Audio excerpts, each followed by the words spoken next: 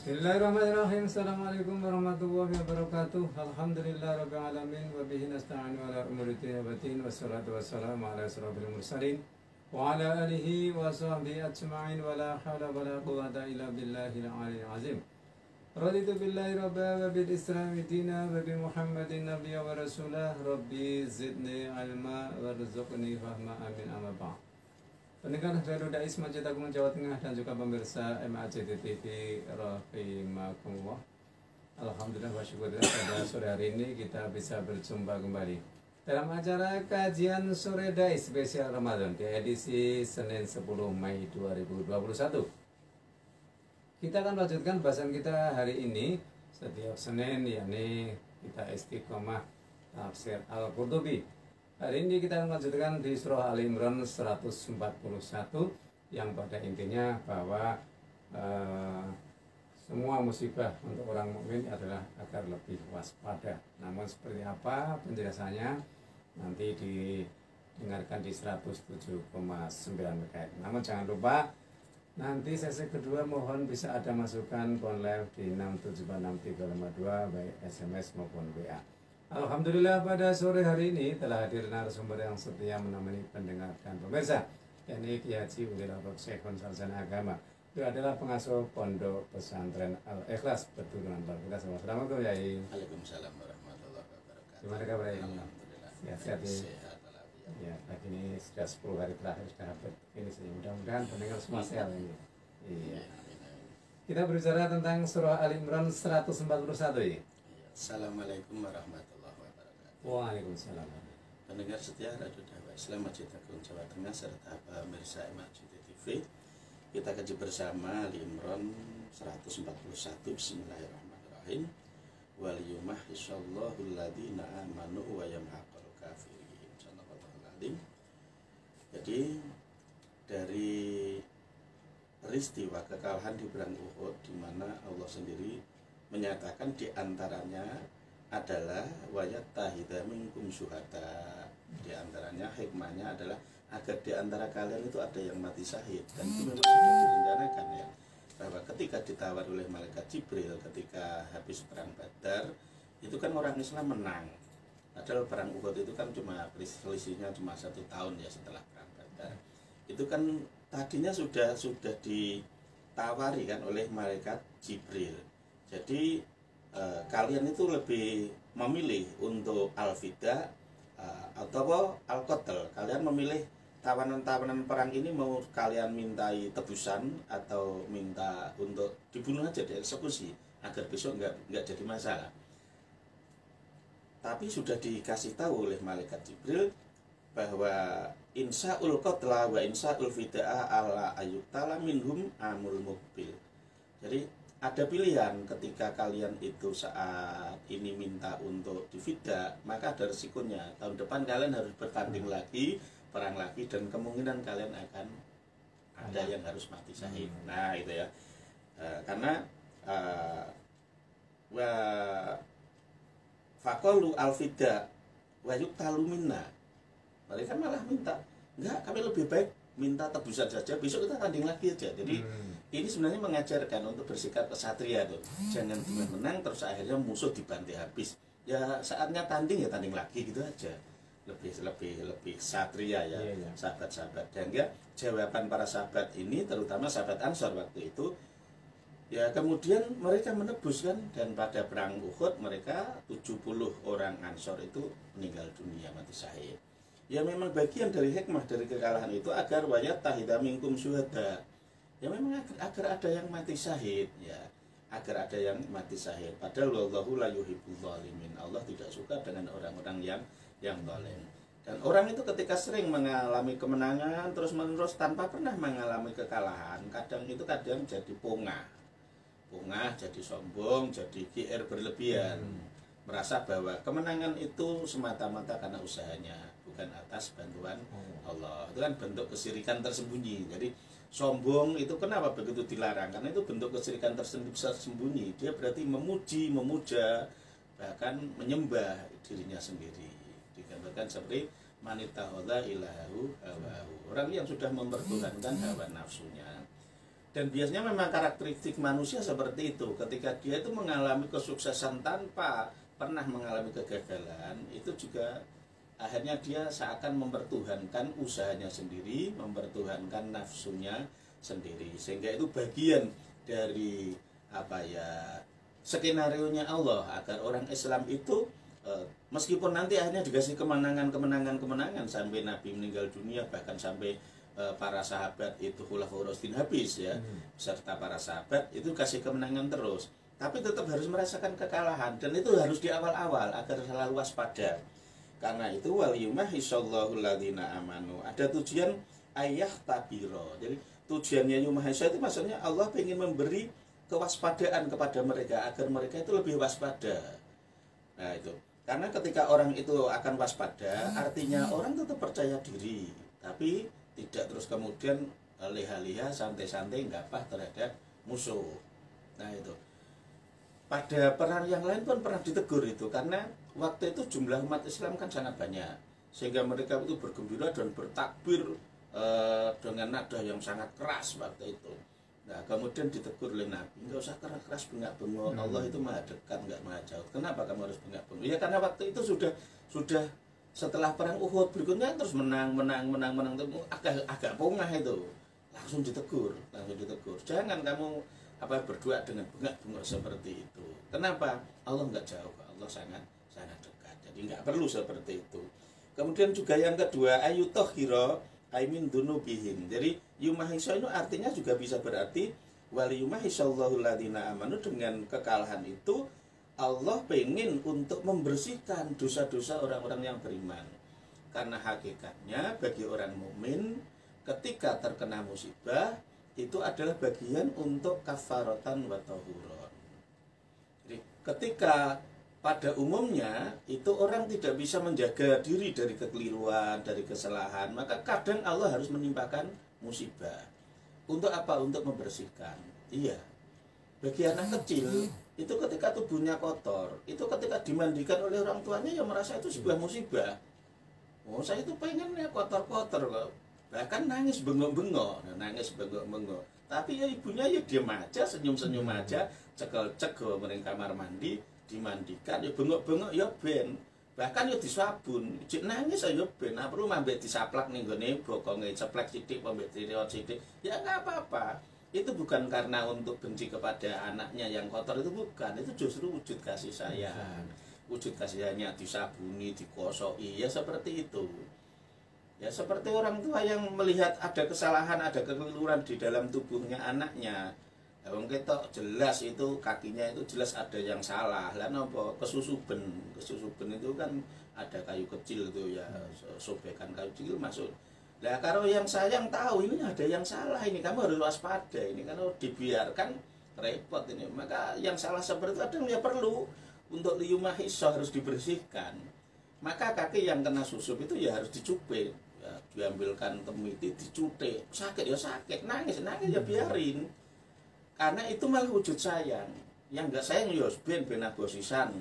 Ben agosisan kan mentuh. Nah gitu. Tapi kalau sayang justru dibersihkan. Jadi ketika mengalami kemenangan di perang Badar, itu juga ada sedikit kebanggaan yang luar biasa. Bahkan nggak hanya sedikit, banyak. Jangankan orang Islam, orang non-Muslim waktu itu pun, orang Yahudi sampai berbondong-bondong masuk Islam, orang Nasrani Madinah pun banyak yang masuk Islam, ya karena peristiwa Badar. Luar biasa. Bagaimana mungkin orang yang hanya sekitar 313 bisa mengalahkan 950 orang, biasanya dibulatkan jadi 1000 gitu ya. Bagaimana mungkin ini bisa menang?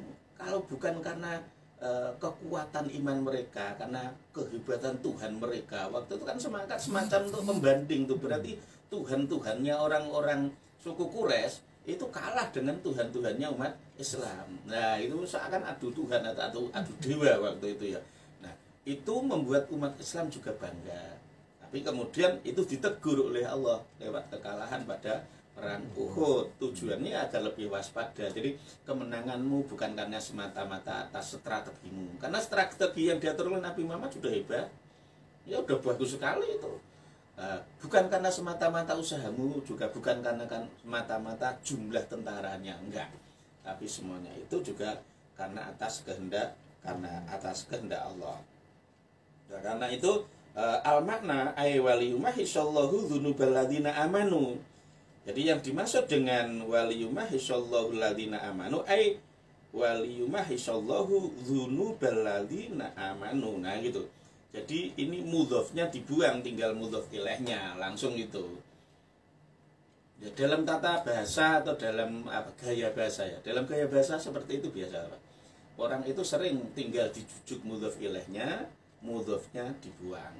Aslinya ya dengan peristiwa itu tujuannya adalah untuk membersihkan dosa-dosa orang-orang yang beriman. Tapi langsung dosanya dibuang, langsung tujuannya untuk membersihkan orang-orang yang beriman. Kata dosanya dibuang.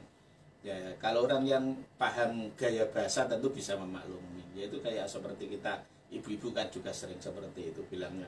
Ya no, gini pereske santen. Itu aslinya ya pereske ampas kelopo sing wis diparut kuwi ben dadi santen. Nah kan kedawan, hanya jujuk saja pereske santen. Lah nek ketemune wong sing rada samin ya akhirnya ya muni santen kok diperes lho. Itu gaya bahasanya modelnya seperti itu.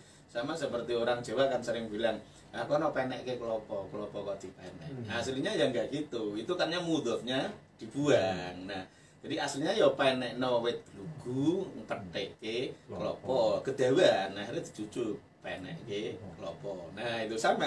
Ini aslinya ya waliyumahi sallahu dzunubal ladzina amanu, tapi dzunubnya dibuang. Tapi ya maksudnya tetap gitu.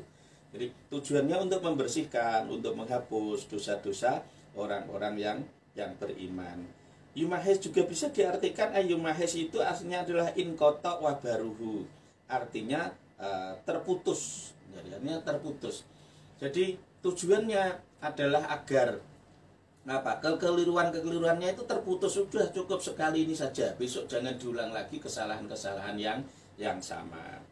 Karena itu kadang ada muncul doa Allahumma mahis anna dzunubana. Ya Allah, bersihkanlah.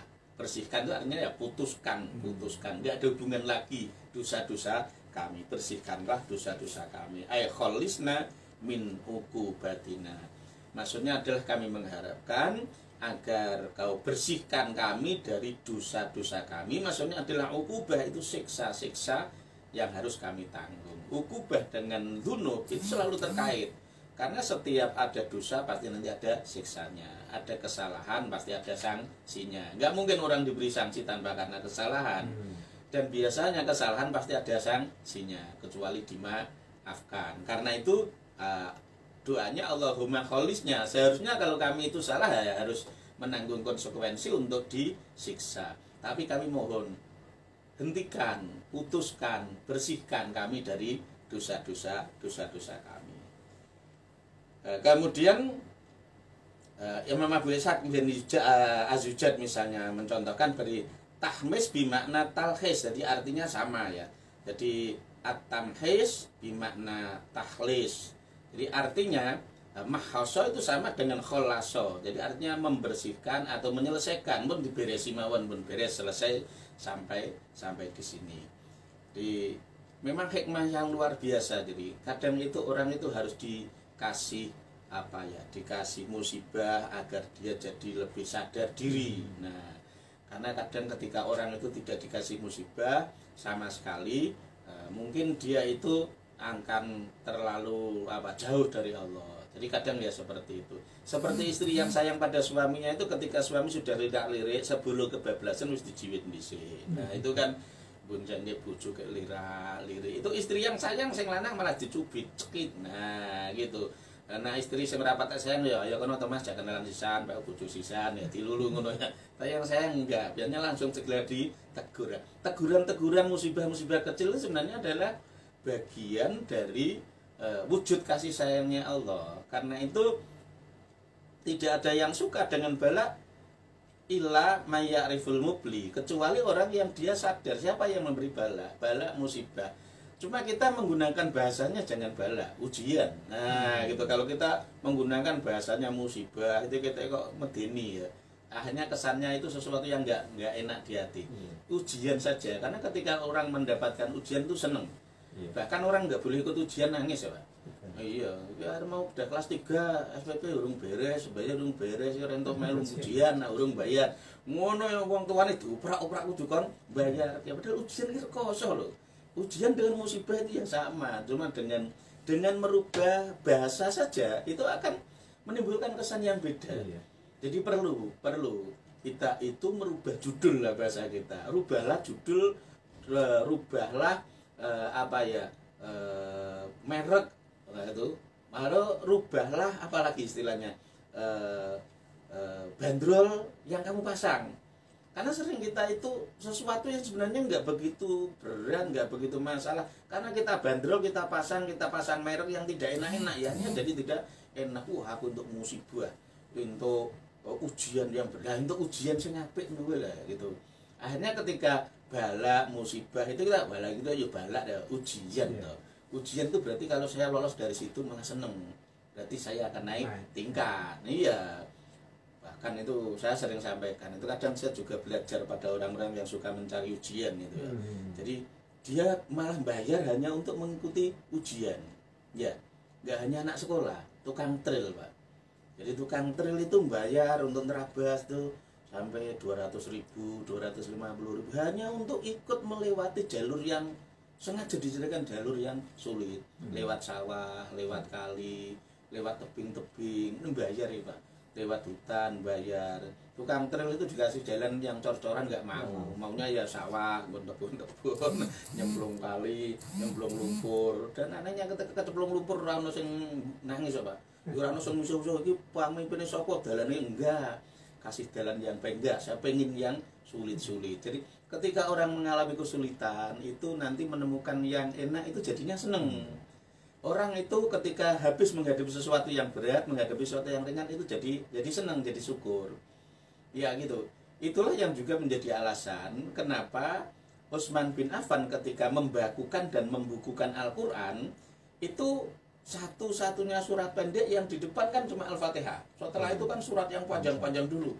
Al-Baqarah, Al-Imran, gitu.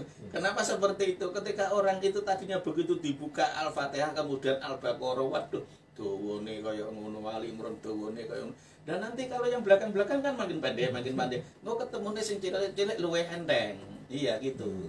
Orang yang tadinya kerjanya berat kemudian menemukan pekerjaan yang ringan ya santai-santai saja. Nah, itu hikmahnya luar biasa. Jadi musibah itu jangan kita kasih merek atau kasih judul yang menyakitkan. Nah, kasih aja judul yang menyenangkan. Nah, ini ujian yang harus saya lewati untuk menguji kemampuan saya, menguji kesabaran saya. Ya semuanya itu serba ujian. Bahkan mungkin yang gagal membentuk rumah tangga, ya nggak usah diartikan sebagai saya gagal ya. Ini berarti Allah memberi kesempatan saya untuk menambah pengalaman yang berbeda. Nah, menurut akhirnya kan orang begitu susah. Nah, gitu. Sing lagi pacaran terus putus, orang sah terus kemudian membuat status di FB-nya bahwa nasib saya sial, nasib saya tidak enak. Teman tega menikung diri sendiri, nggak apa menikung teman saya sendiri, nggak usah seperti itu. Dikasih judul aja yang baik, yang enak. Alhamdulillah saya dikasih kesempatan untuk mendapat cari yang lebih baik. Atau mungkin ya sing rada enak meneh ya. Terima kasih ya Allah, alhamdulillah kau selamatkan aku dari pengkhianat. Ya gitu. Daripada sudah jadi istriku atau sudah jadi suamiku, tapi nanti dia selingkuh, kan lebih baik mumpung ijek pacaran iki utuh. Sedangkan gitu. Tapi kalau orang mau bisa mengambil judul-judul yang baik kan jadinya enak, Pak. Saya mempraktekkan gitu di madrasah kami ya. Di madrasah kami di Matakwalel itu sampai guru-guru saya doktrin misalnya ya. Jadi prinsip saya dan guru-guru nggak ada murid itu yang nakal, nggak ada. Nggak ada murid yang nakal, nggak ada murid yang beling, nggak ada murid yang tambeng. Itu adanya adalah murid yang sakit. Ya apa? Sakit kedisiplinannya. Hanya dirubah gitu saja. Ketika saya berpikiran ini murid nakal beling, mesti ini pengen ngukum ben kapok. Tapi ketika saya rubah menjadi judul yang lebih baik, ini murid sing loro kedisiplinan ini perlu diobati, disayangi ben mari. Itu menimbulkan sikap yang berbeda, Pak. Hanya merubah judul saja. Nah, itu. Jadi sebenarnya ketika kita mendapatkan musibah, ketika mendapatkan apa-apa, tinggal kita bagaimana memasang judulnya saja kok. Ketika kita kasih judul yang tidak baik ya nggak enak. Saya ambil bahkan yang menurutnya maaf itu. antara orang kehilangan dengan orang-orang yang zakat. Apa sih? Bedanya cuma judulnya kok, Pak. Sama-sama. Ya. Nggih toh. Jenengan mengeluarkan zakat mal karena penghasilan jenengan taruhlah misalnya dalam 1 tahun itu mencapai sampai 50 juta. Dan jenengan tetap gelem ra gelem mengeluarkan 2,5%-nya. Kalau bagi orang yang pikirannya negatif, wah aku ini kehilangan sebagian harta saya, kan gitu ya. Bisa jadi, wah aku dipaksa agamaku kon ngilangi hak-hakku. Bahkan kesenengan wong miskin don jipuk hakku. Ini intinya kan pada kalong ya, tapi hanya cuma dikasih judul iki zakat. Zakat ini reget kotoran saka rezeki. Iku kudu tak wenehke wong liya iki diresiki. Nah, karena jenenge zakat iki namung kotoran kuwi dianggap kokot bolot. Ibarat wong mangan iki dianggap taine wae. Nah, tai iki napa disimpen ning weteng ya lek diguwak gen aku lek iso nglebokke rezeki liyane. Akhirnya ya orang melakukan zakat enjoy-enjoy saja padahal ya wong sing merasa kehilangan yo tetep kalong, sing merasa zakat atine seneng lho yo kalong ya podo tapi kan seneng lho hanya beda judul aja Pak. Kita pandai-pandai saja untuk merubah judul ya itu. Bayam hakal kafirin juga tujuannya adalah Allah ingin menghabisi orang-orang kafir dengan kehancuran karena ketika mereka itu pada perang Uhud mereka menang, mereka jadi pongah. Nah kemudian akhirnya terbukti kan pada perang-perang berikutnya mereka habis total. Saat perang Khandaq mereka juga habis, nggak mengalami kemenangan sama sekali. Bahkan mereka cuma dikalahkan oleh angin saja kan, hanya oleh angin. Jadi mereka itu pulang bukan karena bertempur, tapi karena diurak-arik oleh angin dan hujan yang sangat lebat. Itu sudah sebagai contoh saja. Mereka habis menang kemudian pongah kan, bahkan membentuk koalisi banyak antara suku-suku lain diajak bergabung untuk menghabisi Madinah.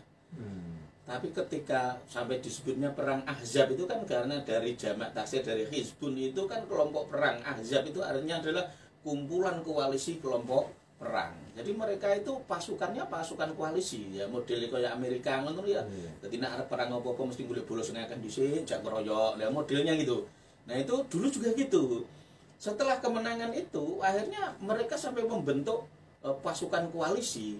Ya, mereka bangganya kan gini, di Uhud mereka bisa dikalahkan. Pasti berikutnya dengan semakin banyak pasukan pasti Muhammad dan rombongannya pasti akan kalah. Dan buktinya mereka yang menang. Orang-orang kafir dengan koalisnya ternyata hancur total itu, hancur. Nggak ada kemenangan sama sekali. Nah ini dan dijanjikan wayam hakol kafirin ayas taksilahum bil halaki, untuk menghabisi. Nah itu jadi sehingga dalam banyak perang itu tokoh-tokoh orang kafir itu kan banyak yang meninggal dunia. Nah itu buktinya maksudnya dihabisi, maksudnya ya enggak terus dihabisi total sak ndok-ndoke enggak, maksudnya tokoh-tokoh kekufuran itu mereka banyak yang mati pada perang-perang berikut. Tadi kalau yang pertama selisih antara perang Badar dengan perang Uhud kan kira-kira 1 tahunan. Tapi mengapa ya Baginda Rasulullah kok membanggakan yang perang Badar ya? Uhud kan justru kan saya lihat contoh, nanti apa tuh orang yang ketika perang Badar nanti akan masuk surga, sama seperti itu. Tapi kan Uhud tidak, padahal kan Uhud itu luar biasa, artinya sampai apa ya? Habis-habisan gitu. Gimana ya itu? Ya karena namanya perang Badar itu kan perang pembuka ya. Dan kemenangan pertama, meskipun sebelumnya ada Badar-Badar kecil, jadi sudah ada rencana perang di Badar itu sudah berkali-kali. Jadi itu pertama, ternyata nggak sampai pertempuran karena ibaratnya nggak sebanding untuk perang ya. Kemudian berangkat lagi ternyata nggak ada perang lagi. Kemudian itu udah ketiga itu disebut sebagai Badar Kubro, itu maksudnya adalah udah keberangkatan yang ketiga. Karena itu sudah ada kesepakatan, jadi dari Makkah itu sudah diberangkatkan banyak. Karena tahu bahwa ini rombongan perangnya, rombongan untan-untan atau perdagangannya Abu Sufyan itu mau dicegat oleh Muhammad dan rekan-rekannya. Nah, sehingga dari Makkah sudah diberangkatkan dan itu berita itu cepat menyebar. Nah sehingga akhirnya dari Madinah juga mempersiapkan untuk menghadang itu rombongan dari Makkah itu. Jadi yang tujuannya tadinya hanya menghadang rombongan perdagangan dari Abu Sufyan berubah menjadi persiapan untuk perang di perang Badar. Nah, sehingga Nabi pun akhirnya tidak lagi mencari mana rute yang mau dilewati rombongan untan-untannya Abu Sufyan, tapi Nabi mengutus sahabat Ali dan rekan-rekannya untuk menghitung lawan. Jadi bahasa Nabi itu persiapannya sangat matang itu. Jadi bahasa statistiknya sekarang itu ya, dihitung itu untanya berapa, kudanya berapa, jagoan istilahnya pendekar-pendekarnya siapa saja. Kan mereka kan sama-sama tadinya orang Makkah juga kan, jadi kan hafal itu. Oh itu bentuknya Abu Jahal. Oh itu udah didata semua. Data semua disetorkan pada Nabi, jumlah akomodasinya berapa, jumlah pasukannya berapa, kalau mereka itu bertahan berapa, maka Nabi sudah ngatur strategi. Ya sehingga sengaja itu Badar-Badar itu diuruki, kemudian disisakan satu. Maksudnya apa? Untuk minum orang-orang Islam. Mereka nggak sadar. Mereka begitu mesanggah atau membentuk tenda-tenda itu, mereka minum pesta pora setiap malam. Tapi Nabi sudah memperhitungkan mereka hanya mampu bertahan tidak lebih dari 5 hari. Karena akomodasi untuk makan, untuk minum udah dihitung, mereka hanya bisa bertahan untuk sekitar 5 hari. Jadi minuman kerasnya, terus sampai akhirnya air untuk minum, untuk masak, itu sudah ada pertimbangan Nabi. Makanya mulai diadakan perang itu ya setelah 5 hari mereka mesanggah itu. Jadi Nabi ibaratnya sudah tersenyum, tunggu saja tanggal mainnya, kamu maju sudah kelaparan sama kehausan. Betul, mereka begitu mau perang sudah kada bingung. Kenapa? Karena air yang mereka bawa sudah habis. Sementara mereka bayangannya tadinya mau ngambil dari sumur-sumur di Badar, tapi ternyata sumur-sumur di Badar itu semuanya diuruki oleh Nabi dan para sahabat, disisakan satu untuk mereka. Jadi ibaratnya mereka orasa dibunuh saja, mereka sudah tinggal matinya. Jadi mereka itu banyak yang mati karena perang itu sudah dalam keadaan lapar dan haus. Setiap mereka berani maju langsung dipanah, ngambil air langsung dipanah. Padahal satu-satunya sumur yang masih ada air tidak diuruki oleh Nabi, ya cuma sumur yang ada di perkemahannya umat Islam. Jadi Nabi strateginya luar biasa itu, dan perhitungannya matang sekali. Kenapa perang Badar selalu dibangga-banggakan? Ya karena kemenangan pertama itu sangat luar biasa efeknya, Pak. Seandainya pada perang pertama itu kok Nabi kalah, pasti habis Pak, dibanting. Iya. Tapi Nabi ketika Nabi menang, orang kafir lari nggak dikejar itu. Udah cukup, itu sudah cukup jadi peringatan. Tapi seandainya waktu itu, seandainya umat Islam yang kalah, pasti meskipun pulang masuk ke Madinah tetap diburu tuh, Pak. Dan itu pasti Madinah akan dibumi hanguskan pasti. Iya, karena itu pada perang Badar itu gaungnya luar biasa. Bahkan sampai di Rom, di Romawi waktu itu kaisarnya masih Heraklius itu sampai nanya-nanya ya soal gimana Muhammad kok bisa menang itu sampai ditanya-tanya soal seperti itu. Beritanya luar biasa, padahal urung wayawi, Pak. Tapi waktu itu berita tetap cepat benar. Jadi cepat sekali beritanya bahwa umat Islam Muhammad dan pengikut-pengikutnya menang besar pada perang Badar. Itu orang Makkah malunya bukan main. Malunya itu udah pukulan telak. Secara ekonomi juga kalah, secara mental itu lebih malu.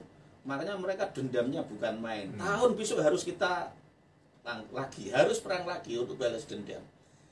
Sehingga sampai dijanjikan ya, barang siapa mengikuti perang Badar itu, yang sahabat-sahabat Badar itu dijanjikan oleh Allah. Ya malu masitum faldan bumingkum mughtafar. Jadi silakan kalian berbuat sesukamu, bahkan dosa-dosamu sudah diampuni. Sahabat Badar, Pak, sing jak nyubak yoso, nek ana kekeliruan, ana kesalahan biasanya dimaafkan. Ya gitu. Makanya ibarat anak itu anak pertama, Pak. Anak pertama itu anak sing jak nyubak yoso, jak rekoso, wiji urung duwe apa. Waktu itu ya biasanya anak pertama mesti lebih disayangi. Bahkan nama orang tuanya itu kan dinisbatkan kepada anaknya semua. Karena anak pertama itu anak Badar yang buka pertama itu. Jadi sampai bapaknya pun disebut bapaknya Barik, nanti ibunya juga ibunya Barik, kan anak pertama saya Barik. Nah gitu kan banyak seperti itu. Ibaratnya seperti anak Badar.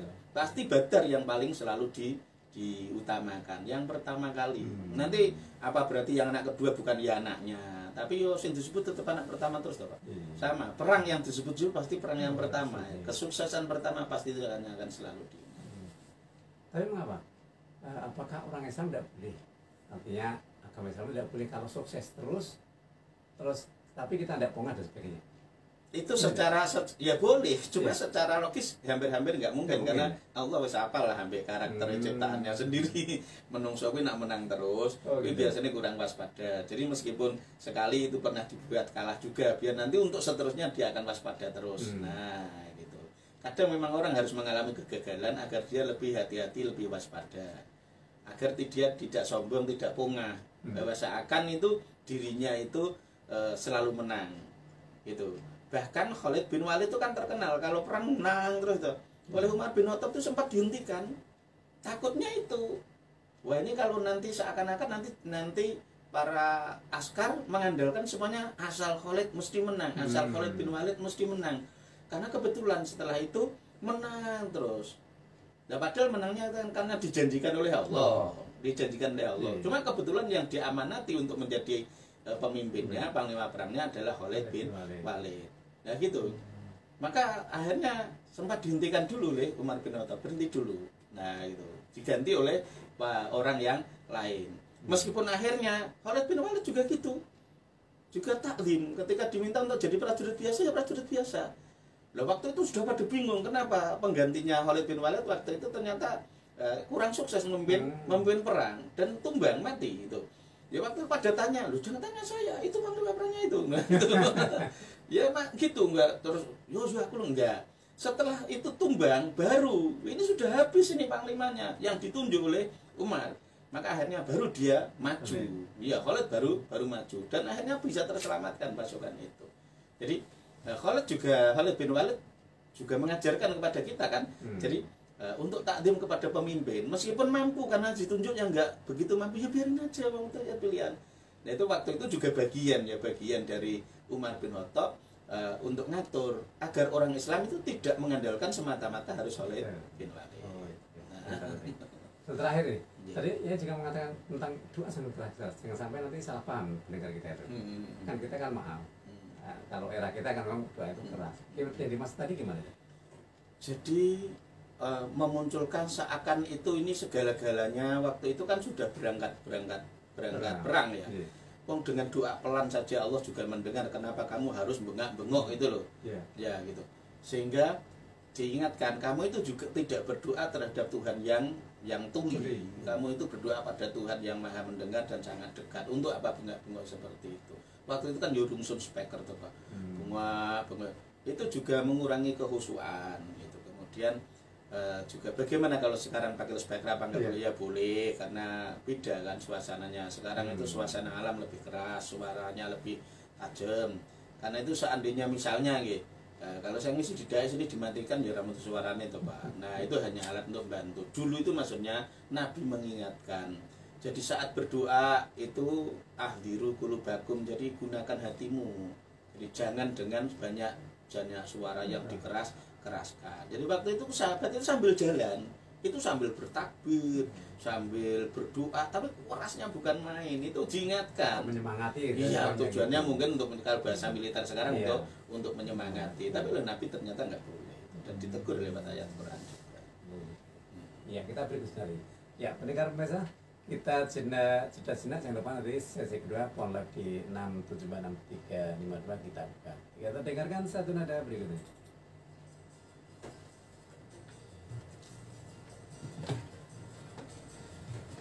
Nah, kemarin kan saya ditanya orang itu Ramadan, katanya betul Ramadan itu dasar apa? Ramadan itu dari segi nahwu, Ramadan karena itu idhofah. Katanya nah itu kan untuk umum. Bukan sama. Bukan itu. Itu Ramadan kan, Ramadan dibaca Ramadan itu kan isim baru munsharif. Kalau majrur itu dibaca fathah. Itu kalau berdiri sendiri, tapi kalau dirangkai maka dibaca kasroh. Karena diidhofahkan. Jadi Ramadhani hari sanati, Ramadannya tahun ini. Bukan bulan Ramadan terus hadis sanati. Lah hadis sanati ini kalau dibaca hadis sanati akhirnya jadi rancu. Lah ini terkibnya jadi apa? Kalau dibaca majrur kan juga kalau sebagai dzaraf seharusnya kan hadis sanata pada tahun ini. Kalau Ramadhana hadis sanata. Iya Ramadhana hadis sanata pada tahun ini. Tapi kalau didhofakan Ramadhani hadis sanati Ramadannya tahun ini. Tapi itu cuma soal tata bahasa nahwu gitu. Tapi artinya nggak berubah. Artinya cuma secara tata bahasa itu kalau nah salah gitu loh. Salah dari segi tata bahasa. Karena Ramadan ini hari sanati. Iya. Nah terus kalau dibaca Ramadan, lah ini hari sanati terkibnya jadi apa? Kok bisa majrur kok nggak ada? Harusnya ya fi hari sanati. Ramadan fi hari sanati.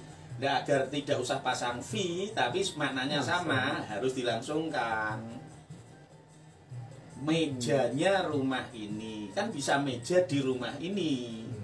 Nah ketika ada tata bahasa kalau dibablaskan menjadi Ramadhani hari sanati. Kaitannya dengan tata bahasa. Jadi kalau itu yang hadis itu ya, itu betul tidak itu yang apa ya?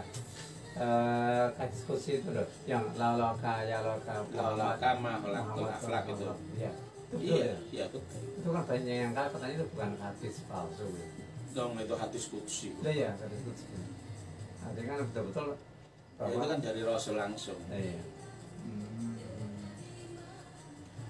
Ya kan memang kalau yang menyangkal saya kan biasanya orang-orang Wahabis karena mereka menganggap tidak ada konsep Nur Muhammad. Mereka menganggapnya Muhammad ya Muhammad fisik itu, nggak mengakui adanya Nur Muhammad. Sehingga yang kaitannya dengan Muhammad sebagai Nur mesti disangkal semua. Mesti disangkal. Dan mereka tidak ada ya, tidak apa yang mengakui dengan adanya bahwa Muhammad itu dulu wujudnya Nur. Enggak ada. Muhammad ya Muhammad lahir ada ya sejak lahir itu. Sebelumnya enggak ada Nur Muhammad enggak ada. Ya, apa istilahnya yang berjanji, yang di surga, yang orang ada. Iya, mereka memang enggak yakin, Pak. Kan kaitannya dengan akidah mereka. Itu sama dengan orang ziarah kubur bagi mereka yang nggak boleh. Padahal yang menghati-hati semuanya banyak menjelaskan ziarah kubur boleh. Nabi ada ziarah kubur. Iya. Ya seperti itu. Akhirnya ya setiap hadis yang menerangkan tentang ziarah kubur ya dianggap hadis palsu terus ngono wae. Artinya dia itu cuma anggar ngomong ibaratnya. Karena kemarin saya kan baca itu hadis kalau apa gitu. Kok banyak komentar bahwa ini bukan dari palsu, tidak mungkin, kok mau menciptakan malah dan sebagainya itu alasan-alasan. Lah ya karena mereka nggak yakin bahwa sebelumnya itu Nur Muhammad nggak konsep Nur Muhammad nggak percaya. Muhammad ya sejak lahir itu sebelumnya juga ada Muhammad dalam bentuk Nur nggak ada. Kan kaitannya dengan akidah, Pak. Iya. Makanya kalau dalam menganu kan Sayyidil Awalin Awal Akhirin. Nah kapan Nabi jadi awal? Ya dulu waktu berarti Nur. Nah kalau sekarang lahir akhirin. Tapi kalau Nur awalin. Ya bagi orang-orang Wahabi yang nggak percaya atau ada Sayyidil Awalin ya nggak. Mereka itu ya dasarnya kan logika saja. Ya iya, cuma dasarnya hanya logika saja. Memang ya, mereka kalau bilangnya Isra Mi'raj ya nggak percaya. Isra Mi'raj itu yang pergi ya rohnya, tujuannya masih di situ. Itu saya bisa ya. Ngimpi ya. Lah iya. Orang itu kan mereka ya gitu, karena mereka ya orang dulu orang Makkah kan super rasional.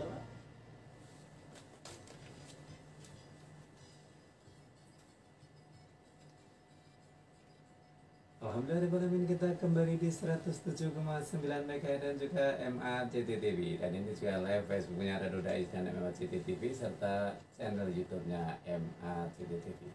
Sekarang waktunya monggo pendengar pemirsa yang mau pun live kita beri kesempatan dulu 6746352 sebelum kita bacakan SMS dan WA yang masuk. Monggo 6746352 kemungkinan masih ada yang mau didiskusikan di sini, kita beri kesempatan dulu. Kalau belum kita baca dulu saja ya sambil menunggu saudara kita yang masuk ke 6746352. Ya pertama dari Mas Maksum di Muja. Assalamualaikum ya. Waalaikumsalam warahmatullahi wabarakatuh. minta penjelasan. Di zaman sekarang ini siapa sajakah yang masuk kriteria fisabilillah? Apakah guru ngaji, markot, muadzin, dan termasuk fisabilillah? Terima kasih. Wassalam. Jadi kalau makna ulama-ulama jumhur kuno dulu yang namanya sabilillah itu adalah mujahid, mujahid ghazwah, mujahid orang yang berjuang di medan perang. Itu makna sabilillah zaman-zaman dulu ya, ulama-ulama kuno dulu termasuk Imam Syafi'i, Imam Malik dan sebagainya. Jumhur ulama menyepakati mereka adalah mujahid ghazwah. Mereka adalah para pejuang di medan pertempuran. Itulah yang disebut sabilillah. Tapi ulama-ulama modern diantaranya misalnya di Tafsir Munir itu Imam Nawawi juga didukung oleh Imam Ghafal itu bahwa mujahid yang zaman mujahid sekarang ya enggak hanya mujahid ghazwah, sekarang termasuk mujahid dakwah. Mujahid dakwah atau para pejuang agama dari semua lini kebaikan sosial itu adalah para mujahid dakwah. Guru-guru ngaji, marbot, tukang adzan, khotib, piye masjid, guru-guru madrasah, itu semuanya adalah mujahid dakwah. Tanpa mereka itu juga apalah artinya diperjuangkan dalam perang, tapi kalau dalam kehidupan bermasyarakat tidak ada yang menjaga dan melestarikannya. Nah, sehingga mereka itu, sehingga para amil-amil pun biasanya juga dikasih memberi zakat kepada mereka. Imam-imam masjid, guru-guru madrasah, nah guru-guru TPQ, nah gitu, marbot atau tukang adzan, nah itu semuanya dihitung sebagai sabilillah dengan pemanaan yang lebih modern sekarang. Nah, jadi masuk juga jadi lebih luas. Iya, sudah ada yang masuk, kita sapa dulu saudara kita. Assalamualaikum. Ji, monggo Pak Heru. Ji, salam. Ji.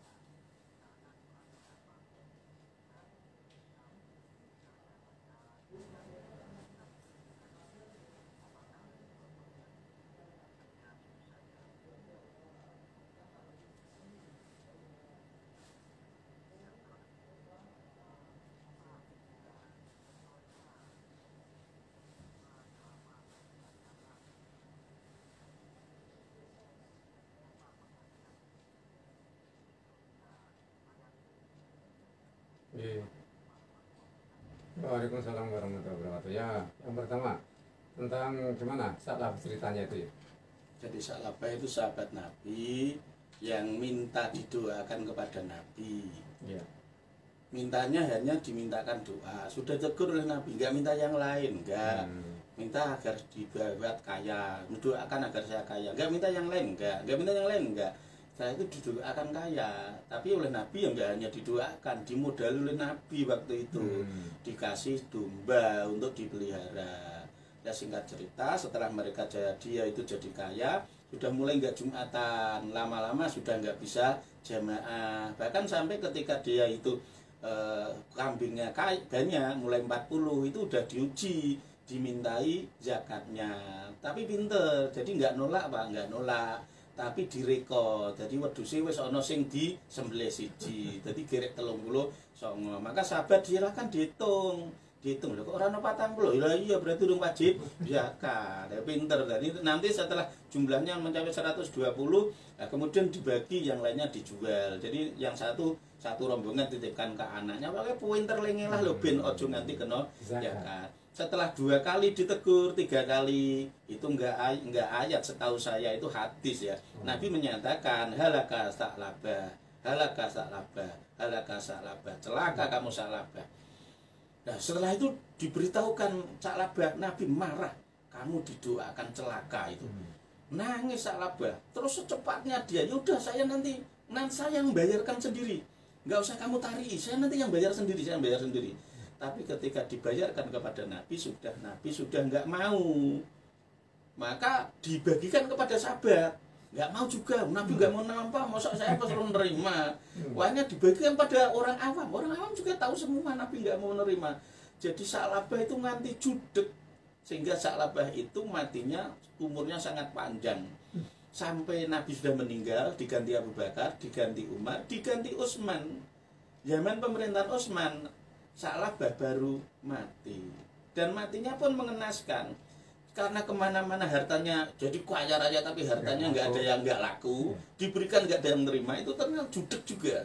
Padahal rumah biasanya orang kaya itu kan ketika duitnya kalong kan susah, nggak, itu malah tak demi kok orang apa gelem, dikasih kambing nggak ada yang mau, dikasih bentuk uang nggak ada yang mau, dikasih bentuk kurma nggak ada yang mau, judek. Sampai akhirnya dia itu matinya dalam keadaan stres, itu kan ceritanya. Jadi ketika dia itu tua, dia itu gila, dia itu gila. Jadi kemana-mana dia itu ngejar-ngejar wanita-wanita untuk digoda itu, sampai masa pada Utsman bin Affan baru mati. Dan saat itu sampai masa Utsman bin Affan pun Utsman tidak mau menerima, dan masyarakat nggak ada yang mau menerima. Jadi matinya itu mati stres itu. Mati stres. Kalau sekarang balik sekarang tadi gimana? Gimana? Kalau dipraktekkan sekarang, ya nggak boleh. Wong itu kan Abi bilang halaka Sa'labah. Kalau sekarang itu kan kita juga nggak, siapa yang memutuskan? Ya boleh-boleh saja, boleh-boleh saja. Jadi ya malah alhamdulillah wong saiki wis sadar. Ojo malah kiri wis melu-melu ra sadar.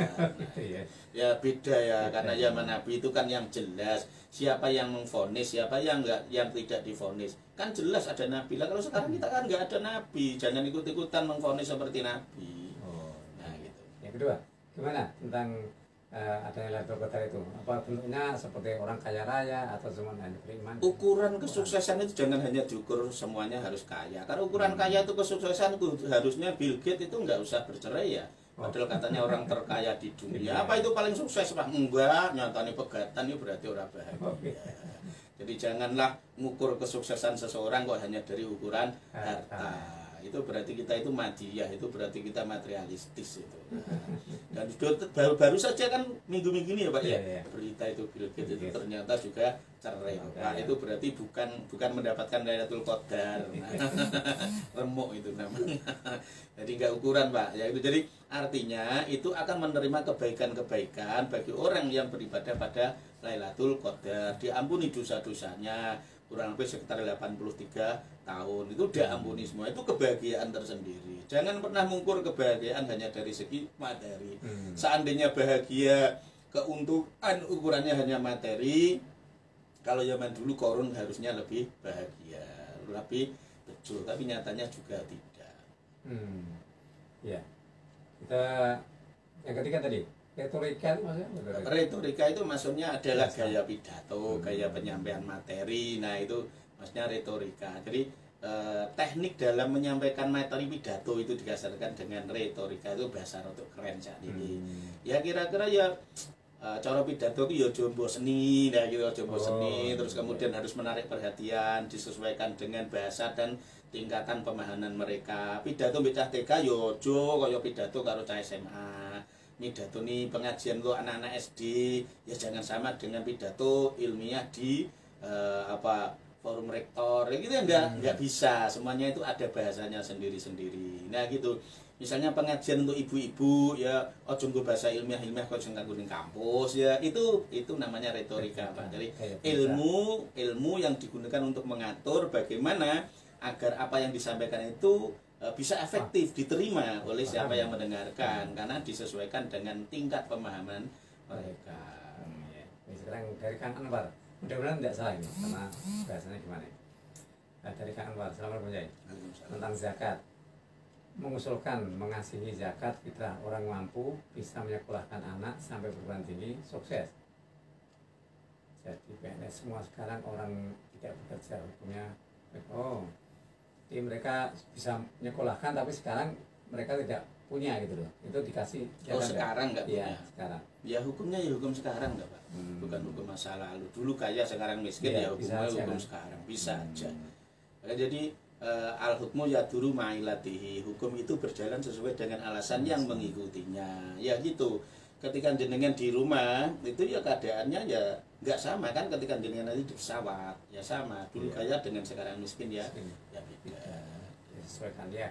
Satu lagi dari Mbak Dava. Assalamualaikum ya. Waalaikumsalam. Di luar tema. Bagaimana kalau saya akikoh berupa kambing hidup kuberikan kepada adik saya, sah atau tidak? Akikoh diberikan Bukan kepada adik. pribadi. Ya, ya. Itu namanya bukan akikoh, itu hadiah namanya. Jadi akikoh itu ya disembelih. Akikoh itu ya disembelih. Dimasak. Iya, dimasak kemudian dibagikan. Nah itu cari misalnya dikasihkan adik dalam artinya kalau lana ya boleh, kalau seperti dalam arti itu boleh. Misalnya serahkan ke kiai misalnya atau serahkan ini mungkin Pak Yai ngemeh nonton pengajian kula titip akikoh kula atau jenengan juga gitu. Saya ini mau akikoh anak kamu. Ya, tapi kalau dalam arti kambing hidup terus kakek adine kon ngingu ya itu bukan akikoh namanya.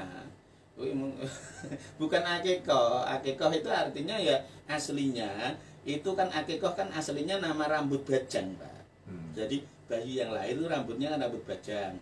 Maka ketika mencukur rambut itu disodakoi dengan cara menyembelih kambing. Lah kambing yang disembelih untuk sebagai sodakoh ketika mencukur rambut bayi itu namanya akikoh. Nah, kalau sudah lebih dari 7 hari namanya akikoh qadha. Lah kalau jenengan mau akikoh dalam wujud kambing hidup dikasihkan ke orang untuk dipelihara namanya bukan akikoh. Itu namanya ya hibah, bukan akikoh. Akikoh ya untuk disembelih. Dikasihkan dinya boleh dipasrai maksudnya. Ya kita pasrai akikohku sembelihno, rumah tano, masakno, kok dum-dumno tangga-tanggamu, sak keluarga. Boleh kalau itu. Tapi kalau dalam rangka dipelihara hidup mana itu bukan akikoh toh. Untuk mengembangbiakan. Iya. Tidak. Ya terima kasih atas waktunya. Mudah-mudahan yang kita bincangkan manfaat dari semuanya. Pendengar bisa dimengerti bincang-bincang saya dengan Yai Ulil Albab Syekhun tentang surah Al-Imran 141. Mudah-mudahan ini menjadi inspirasi kita bahwa kesuksesan itu bukan dari usaha kita, tapi semuanya dari Allah Subhanahu Wa Taala. Karena saya akan undur diri. Mohon maaf. Wassalamualaikum warahmatullahi wabarakatuh. Waalaikumsalam warahmatullahi wabarakatuh. Sony.